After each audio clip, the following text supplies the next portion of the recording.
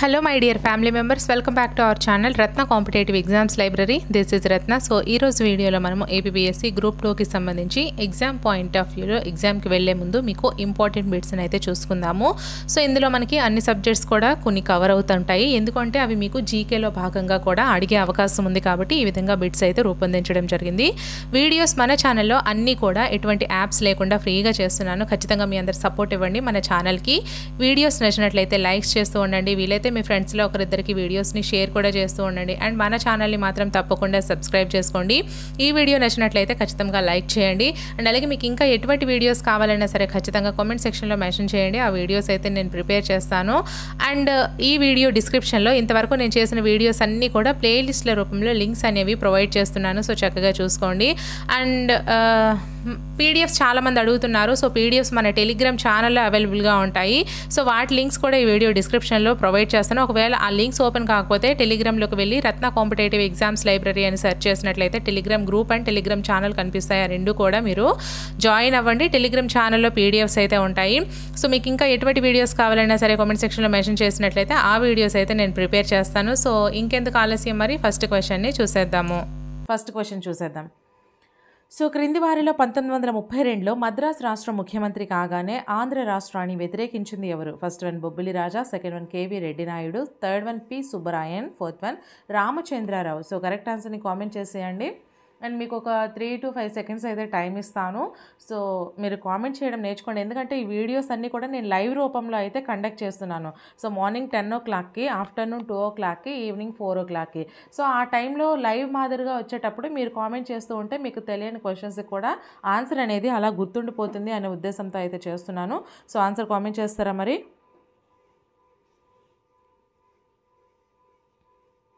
First one is the right answer అండి. బొబ్బిలి రాజా క్రింది వారిలో 1932లో మద్రాసు రాష్ట్ర ముఖ్యమంత్రి కాగానే ఆంధ్ర రాష్ట్రాన్ని వ్యతిరేకించింది ఎవరు అంటే బొబ్బిలి రాజా వారు.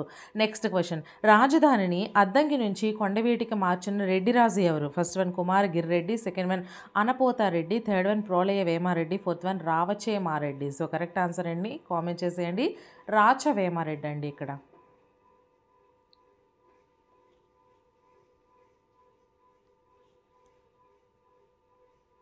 Second one is the right answer అండి. అనపోతారెడ్డి రాజధానిని అద్దంకి నుంచి కొండవీటికి మార్చిన రెడ్డిరాజు అనపోతారెడ్డి. నెక్స్ట్ క్వశ్చన్, దుర్గాపూర్లోని ఉక్కు కర్మాగారాన్ని ఏ దేశ సహకారంతో నిర్మించడం జరిగింది?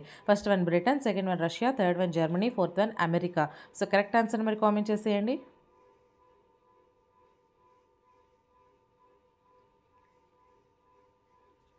Third one is the right answer అండి, జర్మనీ. దుర్గాపూర్లోని ఉక్కు కర్మాగారాన్ని మనకి జర్మనీ దేశం యొక్క సహకారంతో అయితే నిర్మించడం జరిగింది. నెక్స్ట్ క్వశ్చన్, 1913 బాపట్లలో జరిగిన ప్రథమ ఆంధ్ర మహాసభకు అధ్యక్షత వహించిన ప్రత్యేక ఆంధ్ర రాష్ట్ర ఆలోచనను వ్యతిరేకించింది ఎవరు? First one Ramachandra Rao, second one Gnapati Subba Rao, third one BS Sharma, fourth one Krishna Rao. So correct ఆన్సర్ని కామెంట్ చేసేయండి.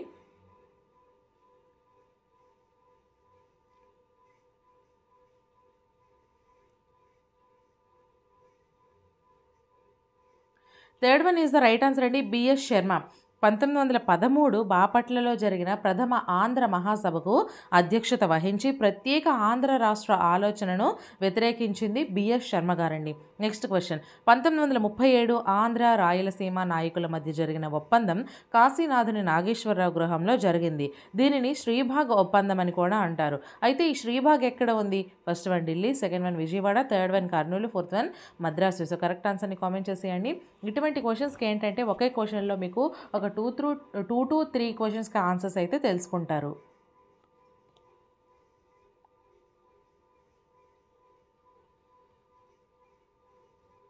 Fourth one is the right answer అండి. Fourth one is the right answer. 1937 Andhra Rayalaseema నాయకుల మధ్య జరిగిన ఒప్పందాన్ని ఏమంటారు అంటే శ్రీభాగ్ ఒప్పందం అంటారు. ఎక్కడ జరిగింది అంటే కాశీనాథ్ నాగేశ్వరరావు గృహంలో జరిగింది.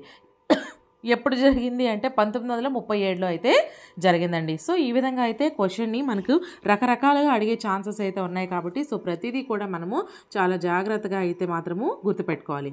నెక్స్ట్ క్వశ్చన్, నదీ ప్రవాహ వేగం ఎక్కువగా ఉన్నప్పుడు నదిలోని నీరు సుడులు తిరిగి ప్రవహిస్తుంది. పదునుగా ఉన్న రాళ్ళు సుడుల్లో ఇరుక్కొని నదీ గర్భంలో పెద్ద పెద్ద గుంటలు చేస్తాయి. అయితే వీటిని ఏమంటారు? ఫస్ట్ వన్ రాతి బల్లెలు, second one potholes, third one అగాధ ధరలు, ఫోర్త్ వన్ జలపాతాలు. సో కరెక్ట్ ఆన్సర్ని కామెంట్ చేసేయండి అమ్మా.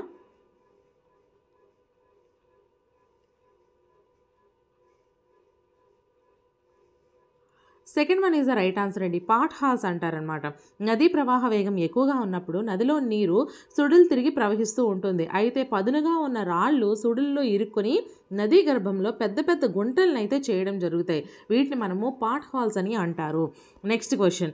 కేరళ మరియు ఇతర దక్షిణ భారతదేశ రాష్ట్రాల్లో వేసవి కాలంలో సంభవించే ఉరుములు మెరుపులతో కూడిన వర్షాన్ని ఏమంటారు? ఫస్ట్ వన్ అంధీలు, సెకండ్ వన్ లో వర్షాలు, third one mango showers, fourth one cherry blossoms. So correct ఆన్సర్ని కామెంట్ చేసేయండి.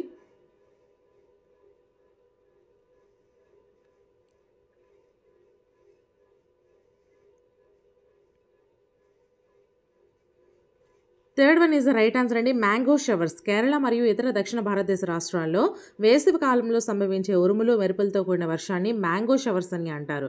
Next question. లోక్తక్ సరస్సు ఒడ్డున ఉన్న జాతీయ పార్కు ఏది? First one Namdapha, second one Bhitarkanika, third one Keibul Lamjao, fourth one Mouling. So correct ఆన్సర్ని కామెంట్ చేసేయండి.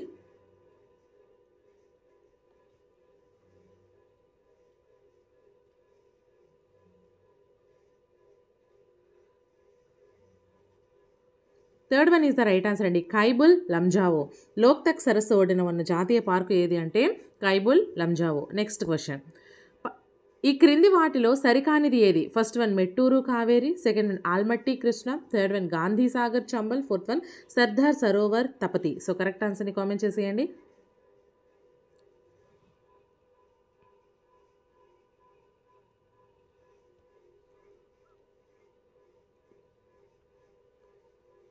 Fourth one is right answer అండి. సర్దార్ సరోవర్ తపతి సరికానిది. అయితే ఏంటేంటి సరైనవి? మెట్టూరు కావేరి సరైంది, ఆల్మట్టి కృష్ణ సరైంది, గాంధీసాగర్ చంబల్ సరైంది. ఓకేనా. Next question. ఈ క్రింది వాటిని జతపరచుము. లెఫ్ట్ సైడ్ మనం చూసుకుంటే A Pochampadu, B Hirakud, C Matatila, D Nagarjuna Sagar. మనం రైట్ సైడ్ చూసుకుంటే first one Krishna, second one Godavari, third one Mahanadi, fourth one Betwa. So మనం ఆప్షన్స్ చూసుకున్నట్లయితే first one 2431, second one 2143, third one 2341, fourth one 3241. So correct ఆన్సర్ని కామెంట్ చేసేయండి.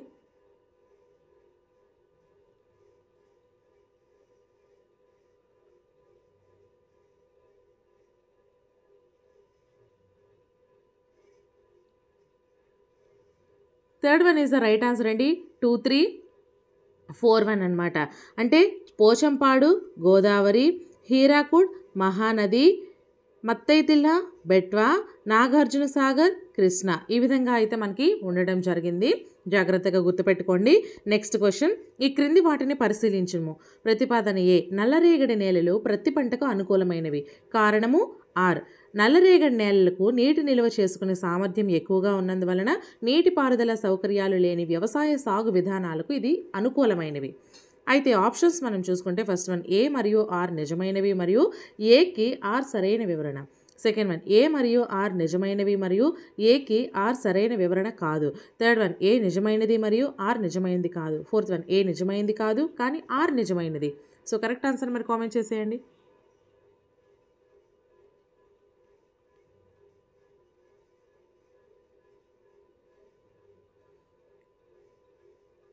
First one is the right answer అండి. ఏ మరియు are నిజమైనవి మరియు ఏకి ఆర్ సరైన వివరణ. అంటే నల్లరేగడి నేలలు ప్రతి పంటకు అనుకూలమైనవి. కారణం ఏంటి? నల్లరేగడి నేలలకు నీటి నిల్వ చేసుకునే సామర్థ్యం ఎక్కువగా ఉన్నందువలన నీటిపారుదల సౌకర్యాలు లేని వ్యవసాయ సాగు విధానాలకు ఇవి అనుకూలంగా ఉంటాయి. కాబట్టి ఏ మరియు ఆర్ అనేవి నిజమైనవి మరియు ఏకి ఆర్ సరైన వివరణనే. ఓకేనా. Next question.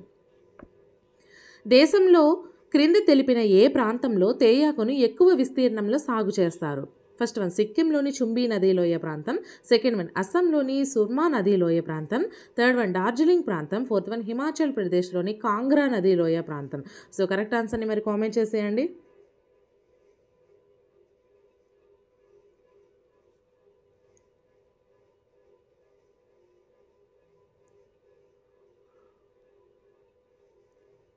Second one is the right answer అండి. అస్సాంలోని సుర్మా నదీ లోయ ప్రాంతం అండి. క్రింది తెలిపిన ఏ రాష్ట్రంలో తేయాకును ఎక్కువగా విస్తీర్ణం సాగు చేస్తారు అంటే తేయాకు ఎక్కువగా విస్తీర్ణంలో సాగు చేయడం ఎక్కడ అంటే అస్సాంలోని సుర్మా నదిలోయ ప్రాంతం. నెక్స్ట్ క్వశ్చన్, క్రింది వానిలో ఏ సందర్భం కోర్టు ధిక్కరణ కాదు? ఫస్ట్ వన్, న్యాయస్థానపు అధికారాన్ని తక్కువ చేసి మాట్లాడడము మరియు అపకీర్తి ఆపాదించడము. సెకండ్ వన్, న్యాయ ప్రక్రియకు అవరోధాలు కలిగించడము లేక ఆ ప్రక్రియలో జోక్యం చేసుకోవడము.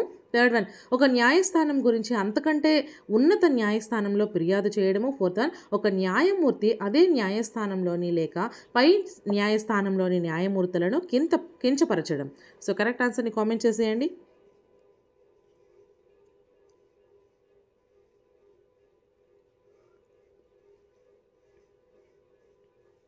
Third one is the right answer అండి. ఒక న్యాయస్థానం గురించి అంతకంటే ఉన్నత న్యాయస్థానంలో ఫిర్యాదు చేయడం అనేది కోర్టు ధిక్కరణ కాదు. ఓకేనా?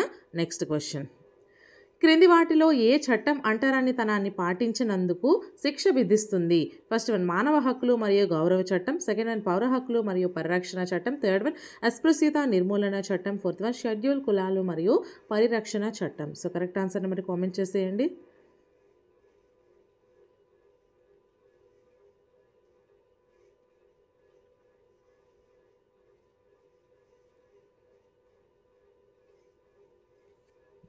Second one is the right answer అండి. పౌర హక్కులు మరియు పరిరక్షణ చట్టం.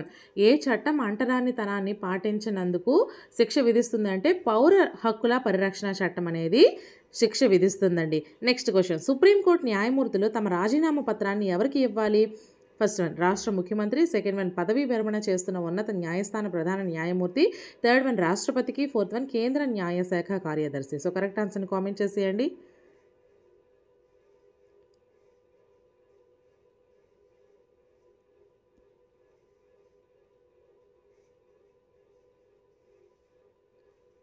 So third one is the right answer అండి. రాష్ట్రపతికి అయితే మాత్రము ఈ యొక్క పదవీ విరమణ క్వశ్చన్ ఏమి ఇచ్చారు మనకి, తమ రాజీనామా పత్రాన్ని సుప్రీంకోర్టు న్యాయమూర్తులు ఎవరికి ఇవ్వాలి అంటే రాష్ట్రపతికి ఇవ్వాలి. ఓకేనా? నెక్స్ట్ క్వశ్చన్, మనుషులు మారవచ్చు కానీ నియమాలు మారవు అన్న సూత్రం ఈ క్రింది వాటిలో దేనికి సంబంధించినది? ఫస్ట్ వన్, గణతంత్ర తరహా ప్రభుత్వం. ఇదిగా అండి గణతంత్ర తరహా ప్రభుత్వం. సెకండ్ వన్, సంపూర్ణ రాజరికం. థర్డ్ వన్, సామ్యవాద పద్ధతి. ఫోర్త్ వన్, రాజ్యాంగబద్ధ ప్రభుత్వం. సో కరెక్ట్ ఆన్సర్ని కామెంట్ చేసేయండి.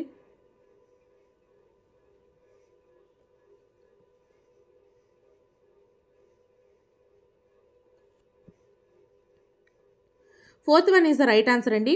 మనుషులు మారవచ్చు కానీ నియమాలు మారవు అన్న సూత్రము మనకి రాజ్యాంగబద్ధ ప్రభుత్వంకి సంబంధించినది. నెక్స్ట్ క్వశ్చన్, క్రింది వాటిలో దేని విషయంలో రాజ్యాంగ సవరణకు ప్రత్యేక మెజారిటీ అవసరం? ఫస్ట్ వన్, శాసన పరిషత్ రద్దు. సెకండ్ వన్, రాష్ట్రపతి ఎన్నిక పద్ధతి. థర్డ్ వన్, కేంద్రపాలిత ప్రాంతాల ఏర్పాటు. ఫోర్త్ వన్, కొత్త రాష్ట్రాల ఏర్పాటు. సో కరెక్ట్ ఆన్సర్ని మరి కామెంట్ చేసేయండి.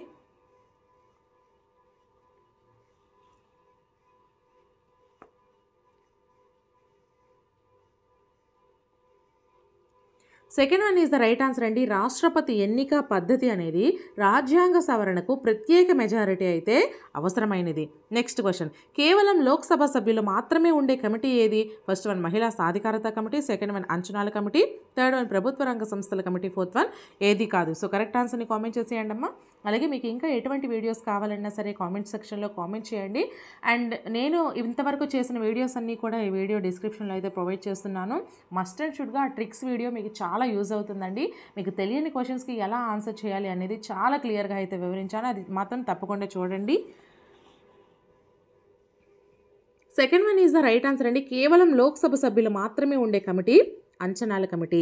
నెక్స్ట్ క్వశ్చన్, ఒక రాజకీయ పార్టీకి జాతీయ పార్టీగా గుర్తింపు లభించాలంటే ఫస్ట్ వన్, 4 రాష్ట్రాల్లో 6% ఓట్లు రావాలి. సెకండ్ వన్, 5 రాష్ట్రాల్లో 5% ఓట్లు రావాలి. థర్డ్ వన్, 5 రాష్ట్రాల్లో 4% ఓట్లు రావాలి. ఫోర్త్ వన్, 6 రాష్ట్రాల్లో 5% ఓట్లు రావాలి. సో కరెక్ట్ ఆన్సర్ని మరి కామెంట్ చేసేయండి.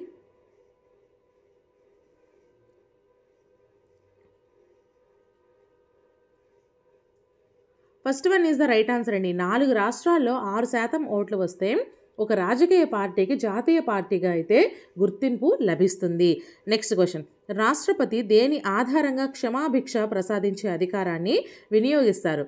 ఫస్ట్ వన్ న్యాయ అభిప్రాయ ఆధారంగా, సెకండ్ వన్ తనకు తానుగా, థర్డ్ వన్ శాసనం ఆధారంగా, ఫోర్త్ వన్ మంత్రి మండలి సలహాపై. సో కరెక్ట్ ఆన్సర్ని కామెంట్ చేసేయండి.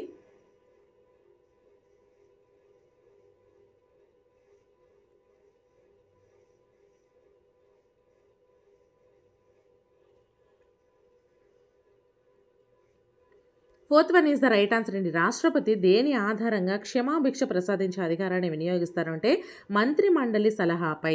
Next question. క్రింది పదాలు భారత రాజ్యాంగ పీఠికలో కనిపించే వరుస క్రమం. ఏ ప్రజాస్వామ్య, బి సామ్యవాద, సి సర్వసత్తాక, డి లౌకిక, ఈ గణతంత్ర. దీన్ని సరైన సమాధానాన్ని గుర్తించమన్నాడండి.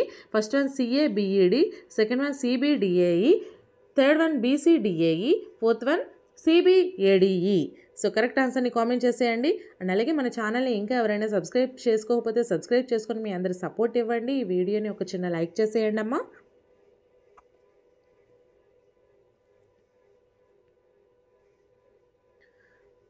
Second one is the right answer అండి. సిబిడిఏఈ. సిబి అనేది ఇది ఫస్ట్ వన్, ఓకేనా. తర్వాత సామ్యవాద సెకండ్ వన్, అలాగే ప్రజాస్వామ్య థర్డ్ వన్, తర్వాత డి లౌకిక ఫోర్త్ వన్, ఈ ఫిఫ్త్ వన్. అంటే ఇక్కడ సర్వసత్తాక, సామ్యవాద, ప్రజాస్వామ్య, లౌకిక, గణతంత్ర రాజ్యం, ఓకేనా. ఈ విధంగా అయితే వరుస క్రమం ఉంటుంది. Next question. కేంద్ర ప్రభుత్వంకు సంబంధించి కంట్రోలర్ అండ్ ఆడిటర్ జనరల్ వార్షిక నివేదికను ఎవరికి సమర్పిస్తారు? ఫస్ట్ వన్ ప్రధానమంత్రికి, సెకండ్ వన్ రాష్ట్రపతికి, థర్డ్ వన్ పార్లమెంటుకు, ఫోర్త్ వన్ ప్రణాళికా సంఘ అధ్యక్షునికి. సో కరెక్ట్ ఆన్సర్ని మరి కామెంట్ చేసేయండి.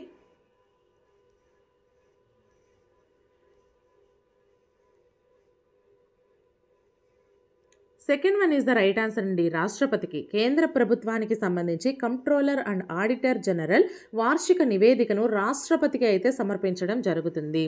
Next question.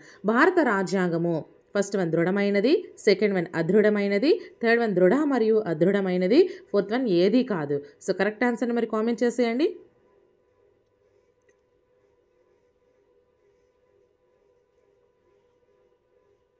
Third one is the right answer అండి. భారత రాజ్యాంగం అనేది దృఢ మరియు అదృఢమైనది. భారత రాజ్యాంగం దృఢమైనది మరియు అదృఢమైనది. Next question. భారత రాజ్యాంగ పరిషత్ ఉపాధ్యక్షుడిగా పనిచేసిన వారు ఎవరు? First one B N Rao, second one H C Mukherjee, third one Gopalakrishna Ayyar, fourth one H V R Iyengar. So correct ఆన్సర్ని కామెంట్ చేసేయండి.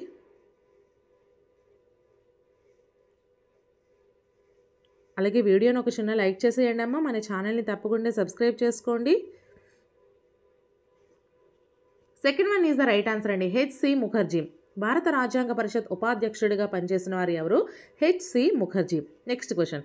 భారతదేశంలో బంగారం ఉత్పత్తిలో 98% ఏ గనుల నుండి లభిస్తుంది?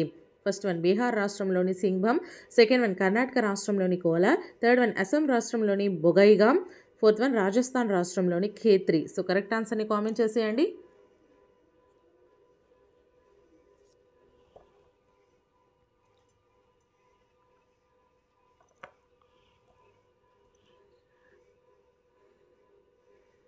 చేసేసారా మరి? Second one is the right answer అండి. కర్ణాటక రాష్ట్రంలోని కోలార్. ఫస్ట్ క్వశ్చన్ మనం చూసుకున్నట్లయితే ఈ క్రింది వాటిలో సరికాని అంశం ఏది? ఫస్ట్ వన్ కేంద్రం జలసంఘం 1945లో ఏర్పడింది. సెకండ్ వన్ మొట్టమొదటి జాతీయ జల విధానం 1987లో ప్రకటించారు. థర్డ్ వన్ అంతర్రాష్ట్ర నదీ జలాల వివాద చట్టం 1956లో తేబడింది. ఫోర్త్ వన్ జాతీయ జల విధానాన్ని 2014లో సమీక్షించి సవరణలు చేశారు. సో కరెక్ట్ ఆన్సర్ని మీరు కామెంట్ చేసేయండి. మీకు ఒక 3 to 5 seconds అయితే టైం ఇస్తాను. ఈ టైంలో అయితే మీరు ఆన్సర్ కామెంట్ చేయడానికి ట్రై చేయండి. ఎందుకు కామెంట్ చేయమంటున్నాను అంటే ఈ వీడియోస్ అన్నీ కూడా మీకు లైవ్ రూపంలో అయితే కండక్ట్ చేస్తున్నాను. సో కాబట్టి మీరు చేసినట్లయితే నేను ఆన్సర్ చెప్పేటప్పుడు మీకు క్లియర్గా గుర్తుంటుందండి. ఓకేనా?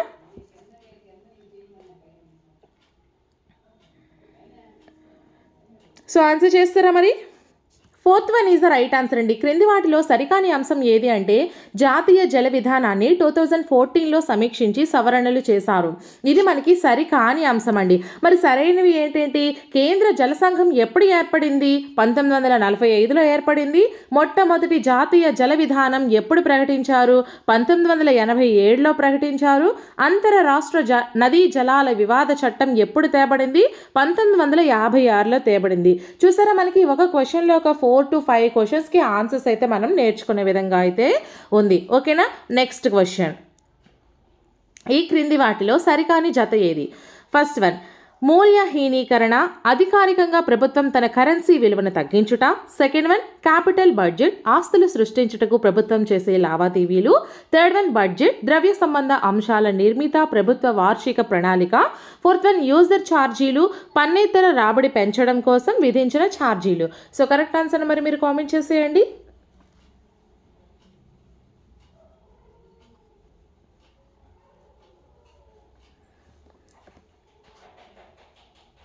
So fourth one is the right answer అండి. మనకి ఇక్కడ సరి కానిది ఏంటి అంటే యూజర్ ఛార్జీలు, అంటే పన్నేతర రాబడి పెంచడం కోసం విధించిన ఛార్జీలని యూజర్ ఛార్జీలు అన్నారండి. ఓకేనా, మరి సరైనవి ఏంటంటే ఫస్ట్ వన్, మూల్యహీనీకరణ అంటే అధికారికంగా ప్రభుత్వం తన కరెన్సీ విలువను తగ్గించడము. అలాగే క్యాపిటల్ బడ్జెట్ అంటే ఏంటి? ఆస్తులు సృష్టించుటకు ప్రభుత్వం చేసే లావాదేవీలు. థర్డ్ వన్, బడ్జెట్ అంటే ద్రవ్య సంబంధ అంశాల నిర్మిత ప్రభుత్వ వార్షిక ప్రణాళిక. సో ఈ మూడు కూడా మనకి కరెక్ట్ ఆన్సర్స్. ఓకేనా, so next question.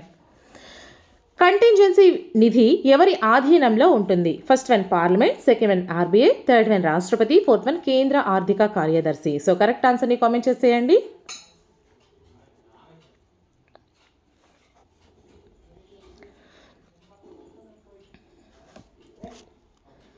Third one is the right answer అండి, రాష్ట్రపతి. కంటింజెన్సీ నిధి ఎవరి ఆధీనంలో ఉంటుంది అంటే మనకి రాష్ట్రపతి ఆధీనంలో అయితే ఉండడం జరుగుతుంది. నెక్స్ట్ క్వశ్చన్, ప్రపంచంలోని మొట్టమొదటి స్టాక్ ఎక్స్చేంజీ ఏది? First one Mumbai stock exchange, second one London stock exchange, third one New York stock exchange, fourth one Tokyo stock exchange. So correct ఆన్సర్ని మరి కామెంట్ చేసేయండి.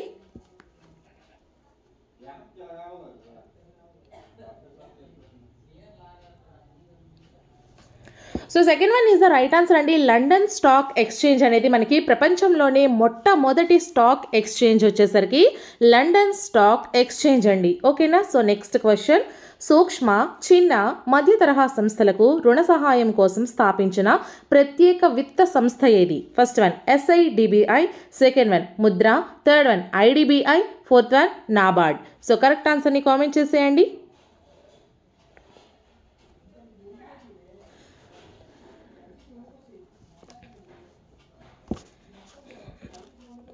Second one is the right answer అండి, Mudra agency. ఓకేనా, సూక్ష్మ, చిన్న, మధ్య తరహా సంస్థలకు రుణ సహాయం కోసం స్థాపించినటువంటి ప్రత్యేక విత్త సంస్థ ఏది అంటే ముద్రా, MUDRA. ఓకేనా, next question.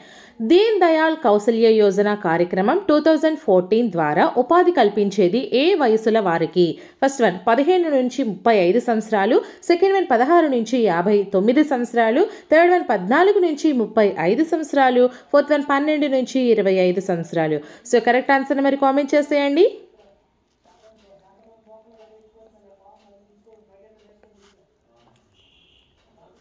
First one is the right answer అండి, 15 నుంచి 35 సంవత్సరాల వరకు దీన్ దయాళ్ కౌశల్య యోజన కార్యక్రమం 2014 ద్వారా ఉపాధి కల్పించేది మనకి 15 నుంచి 35 సంవత్సరాల వయస్సు వారికి.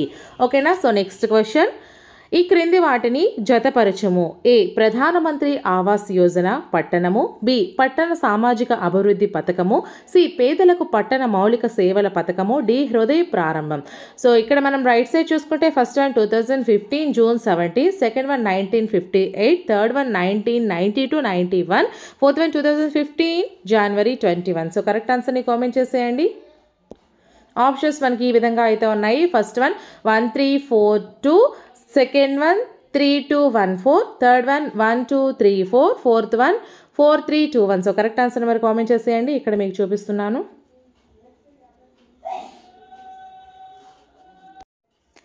So third one is the right answer అండి. 1 2 3 4 అంటే ప్రధానమంత్రి ఆవాస్ యోజన పట్టణం వచ్చేసరికి 2015 జూన్ 17 అండి.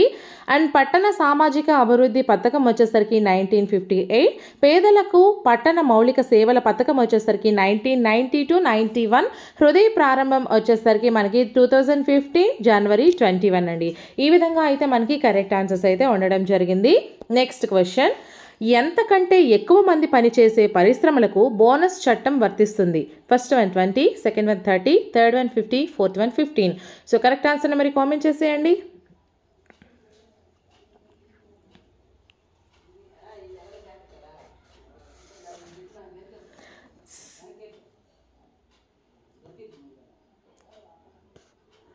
First one is the right answer అండి. 20. ఎంతకంటే ఎక్కువ మంది పనిచేసే పరిశ్రమలకు బోనస్ చట్టం వర్తిస్తుంది అంటే 20 మెంబర్స్ కంటే ఎక్కువ పనిచేసే పరిశ్రమలకండి. ఓకేనా? నెక్స్ట్ క్వశ్చన్, సబ్సిడీ లేని ఎల్ఈడి బల్బుల పంపిణీ కార్యక్రమం ఏది? First one Saubhagya, second one Ujala, third one Ujjwala, fourth one Amrit. So correct ఆన్సర్ని కామెంట్ చేసేయండి.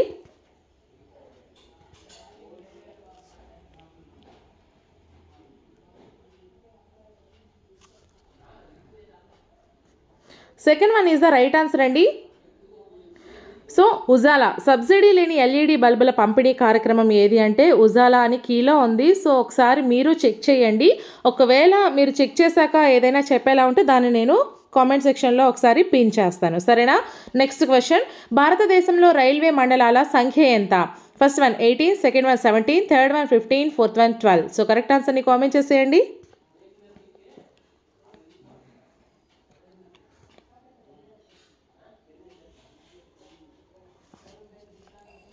First one is the right answer అండి. 18. భారతదేశంలో రైల్వే మండలాల సంఖ్య వచ్చేసరికి 18 అండి. నెక్స్ట్ క్వశ్చన్, రైతుల సంక్షేమం కోసం ఉమ్మడి క్రెడిట్ పోర్టల్ SAFAL అంటే వ్యవసాయ రుణాల కోసం సరళీకృత దరఖాస్తును ఏ రాష్ట్రం ప్రారంభించింది? First one Uttar Pradesh, second one Jharkhand, third one Bihar, fourth one Odisha.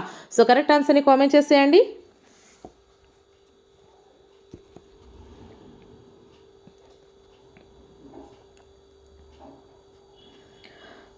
Fourth one is the right answer అండి. రైతుల సంక్షేమం కోసం ఉమ్మడి క్రెడిట్ పోర్టల్ SAFAL అంటే వ్యవసాయ రుణాల కోసం సరళీకృత దరఖాస్తును మనకి ఒడిశా రాష్ట్రం అయితే ప్రారంభించడం జరిగింది.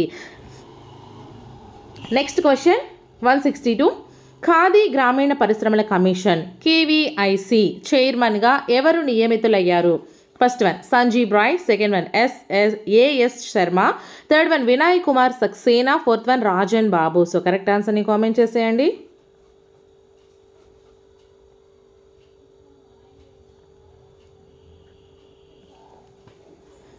Third one is the right answer అండి. వినయ్ కుమార్ సక్సేనా ఖాదీ గ్రామీణ పరిశ్రమల కమిషన్ చైర్మన్గా మనకి వినయ్ కుమార్ సక్సేనా అయితే నియమితులు అవ్వడం జరిగింది. Next question, women Indian premier league 1వ ఎడిషన్ మార్చ్ నుండి ప్రారంభం కానుంది.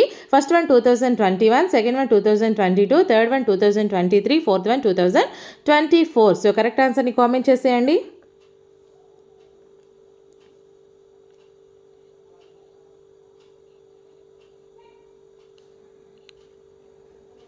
So third one is the right answer అండి. 2023 ఉమెన్ ఇండియన్ ప్రీమియర్ లీగ్ 1వ ఎడిషన్ మనకి మార్చ్ 2023 నుంచి అయితే ప్రారంభం కానుంది.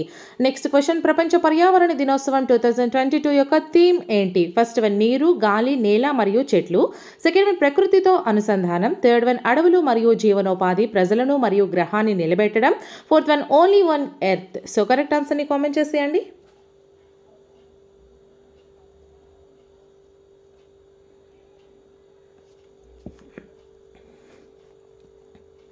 Fourth one is the right answer అండి. Only one earth. ప్రపంచ పర్యావరణ దినోత్సవం 2022 యొక్క థీమ్ ఏంటి అంటే ఓన్లీ వన్ ఎర్త్. ఓకేనా? Next question, Indian pharma innovation of the year 2022 అవార్డుకు ఏ సంస్థ ఎంపిక అయింది? First one Poly Medicure limited, second one Zydus life sciences limited, third one Micro Labs limited, fourth one Glenmark pharmaceuticals limited. So correct ఆన్సర్ని కామెంట్ చేసేయండి.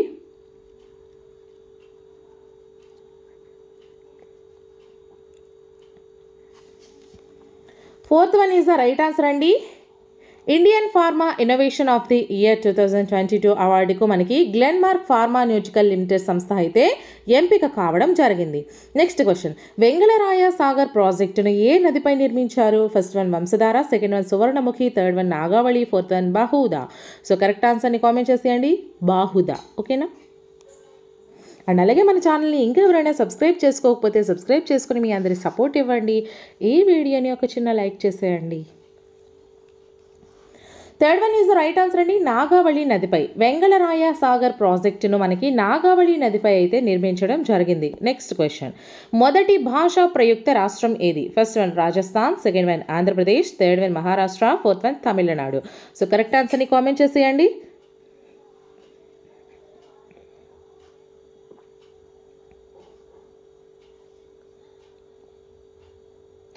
Second one is the right answer అండి, మొదటి భాషా ప్రయుక్త రాష్ట్రం ఏది అంటే ఆంధ్రప్రదేశ్ అండి. ఓకేనా? మొదటి భాషా ప్రయుక్త రాష్ట్రం ఆంధ్రప్రదేశ్. నెక్స్ట్ క్వశ్చన్, మొదటి గుండె మార్పిడి చికిత్స చేసినది ఎవరు? First one Christiaan Barnard, second one William Harvey, third one Robert Bose, fourth one Hargovind Rana. So correct ఆన్సర్ని కామెంట్ చేసేయండి.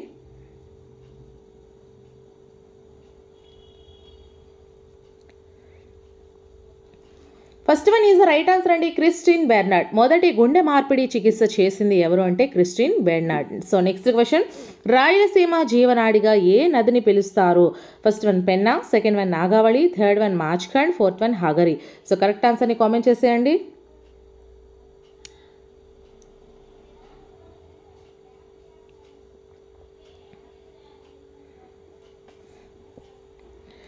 First one is the right answer అండి, పెన్నా. రాయలసీమ జీవనాడిగా మనకి పెన్నా నదిని పిలవడం జరుగుతుంది. నెక్స్ట్ క్వశ్చన్, ఆంధ్రప్రదేశ్ రాష్ట్రంలో నైరుతి నుంచి ఈశాన్యం వైపు వెళ్లే కొలది వర్షపాతం పరిమాణం. ఫస్ట్ వన్ తగ్గుతుంది, సెకండ్ వన్ పెరుగుతుంది, థర్డ్ వన్ స్థిరంగా ఉంటుంది, ఫోర్త్ వన్ పెరిగి తగ్గుతుంది. సో కరెక్ట్ ఆన్సర్ని కామెంట్ చేసేయండి.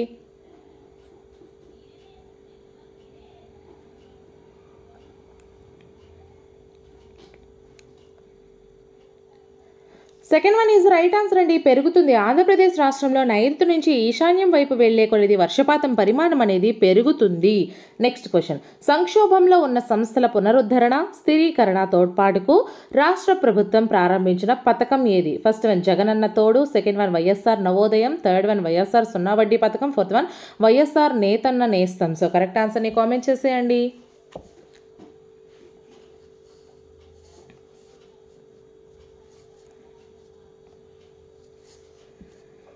Second one is the right answer అండి, వైఎస్ఆర్ నవోదయం. సంక్షోభంలో ఉన్న సంస్థల పునరుద్ధీకరణ, స్థిరీకరణ తోడ్పాటుకు రాష్ట్ర ప్రభుత్వం ప్రారంభించిన పథకం వైఎస్ఆర్ నవోదయం. నెక్స్ట్ క్వశ్చన్, జాతీయ గీతం కేసుగా అని ఈ క్రింది ఏ కేసును పిలుస్తారు? First one Maneka Gandhi versus Union of India, second one Naveen Jindal versus Union of India, third one Bijoe Emmanuel versus State of Kerala, fourth one Shreya Singhal versus Union of India. So correct ఆన్సర్ని కామెంట్ చేసేయండి.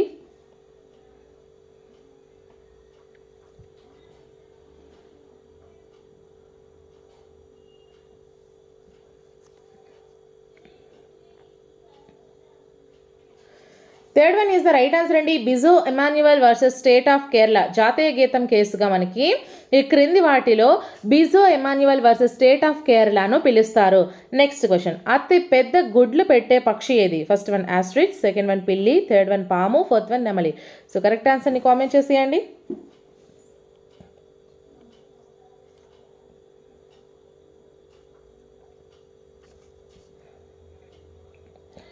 First one is the right answer అండి, అతి పెద్ద గుడ్లు పెట్టే పక్షి ostrich. ఓకేనా? Next question, Mummadi Chola అను బిరుదు గల చోళ రాజు ఎవరు? ఫస్ట్ వన్ విజయాలుడు, సెకండ్ వన్ ఒకటవ రాజేంద్రుడు, third one Rajaraja, fourth one ఒకటవ కులోత్తంగుడు. సో కరెక్ట్ ఆన్సర్ని కామెంట్ చేసేయండి. అండ్ అలాగే మన ఛానల్ని ఇంకా ఎవరైనా సబ్స్క్రైబ్ చేసుకోకపోతే సబ్స్క్రైబ్ చేసుకుని వీడియోని ఒక చిన్న లైక్ చేసేయండి. Third one is the right answer అండి, రాజరాజ. ముమ్మడి చోళ అని పేరు గల చోళరాజు ఎవరు అంటే రాజరాజ. నెక్స్ట్ క్వశ్చన్, బృహత్ పలాయనుల రాజధాని ఏది? First one Pishtapuram, second one Koduru, third one Vengi, fourth one Dhanyakatakam. So correct ఆన్సర్ని కామెంట్ చేసేయండి. అండ్ అలాగే మీకు ఇంకా ఎటువంటి వీడియోస్ కావాలన్నా సరే కామెంట్ సెక్షన్లో కామెంట్ చేసినట్లయితే ఆ వీడియోస్ నేను రెడీగా చేసి ఉంచుతాను.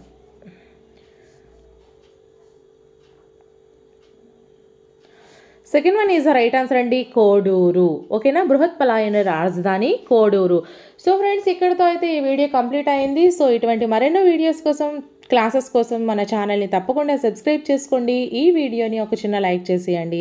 అండ్ నెక్స్ట్ వీడియోతో మళ్ళీ కలుద్దాం. Until then, bye friends.